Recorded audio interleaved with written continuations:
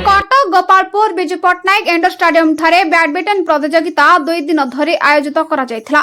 खेल पूर्व अतिथि मानक द्वारा जातीय संगीत गान करा प्रदीप प्रज्वलन करा फिता काटी खेल को आरंभ करा जायथिला। प्रथम दिन में अतिथि रूपे योगदान करथिले इंग प्रदीप बेहेरा श्री हर्ष राउतराय गुरुदास गौतम स्वाई सुधांशु पत्र जोगदे खेलाड़ी मानकु उत्साह प्रदान करथिले। कटक जिलार 6टी दल अंशग्रहण करथिले। अतिथि मानक द्वारा ऑर्गेनाइजेशन मानक संबर्धित करिसेंती विश्वनाथ परिड़ा, समीर कुमार नायक, सुजित कुमार सामल, सौरभ महापात्र, अनिल नायक, सपन सामल, तपन बराड़, विराह रंजन दत्त बैडमिंटन खेलाड़ी माने एही खेल रे भाग नेथिले। कटक रु नृत्य प्रधान का रिपोर्ट संपूर्ण न्यूज ओडिया। प्रथमे ओडिशा सरकार को धन्यवाद जनाऊँ जे ओडिशा सारा एभलिया इंडोर हॉल से माने 30-40 टा करिसेंती एवं गोटे वैक्यूम इंडोर गेम्स पाई से माने पूरण करचंती। एभलिया हॉल रे टेबल टेनिस, बैडमिंटन, चेस ये सब गेम रो उन्नति हो पारिबो। मु आशा करे आसंता दिन रे ओडिशा गवर्नमेंट भलो भलो कोच माननकु अपॉइंट करी ए सब इंफ्रास्ट्रक्चर जोटा हेची सेटा सदुपयोग करी। धन्यवाद। आज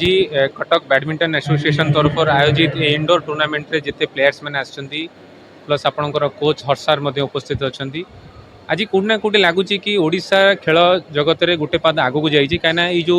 छोट छोट अनुष्ठान मैंने मिसिकी जो बड़ी ढंग से कार्यक्रम को आगू नौ वास्तव लगुच कि आम मैंने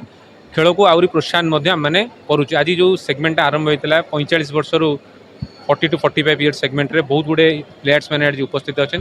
कोटी ना कोटी भल लगुच गोटे निजक गुड फिल्स इफेक्ट होची कि आम प्लेयर्स मैंने आगू आसुँच इंफ्रास्ट्रक्चर भितर आम खेलिबार सुजोग पाऊँ कहीं आम हर्ष साहब डिस्कसन करूँ कि समय इंफ्रास्ट्रक्चर डेवलपमेंट जी न होता आज कोटी ना कोटी इंफ्रास्ट्रक्चर डेवलपमेंट से भाई किंतु ता सहित एकेडमिकल डेवलपमेंट आवश्यकता रही गुड कोचेस रहा आवश्यकता रही बहुत गुड पिला माने खेल वंचित होती कहीं गुड अमाउंट ऑफ कोचिंग से पाई पारना से पाइबार आवश्यकता रही एवं सबुठ बड़ कथा आपण मैंने जानते गत किछि दिन तले आमर प्रमोद भगत जी पारा ओलंपिक रे गोल्ड मेडल पाइले गत किछि दिन तले आपण मैंने देखिथे सी 1.5 वर्ष पाइका खेल जगत वंचित होती तेणु कोटी ना कोटी आम मानकर एकेडमिकल हो डाएट प्रोसेस हो खेलर गुणात्मक पद्धति हो आपर आम फोकस कर आवश्यकता रही। आम के स्वप्न भी भावी नु एत बड़ा टूर्नामेंट करने ओडिशा रे बैडमिंटन प्रमोट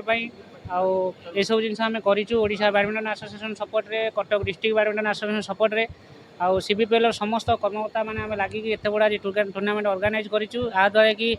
आमर डिस्ट्रिक्ट लेवल आउ स्टेट लेवल कि नेशनल लेवल बहुत भल प्लेयर बाहरी पारे ये टूर्नामेंट रे खेली आगू बढ़ी पारे से ही आमर स्वप्न अच्छी आगामी दिन आसंता वर्ष भी यहाँ कंटिन्यू रही आगू आम आहरी बड़ बड़ टूर्नामेंट सीबीपीएल तरफ ऑर्गेनाइज करूँ।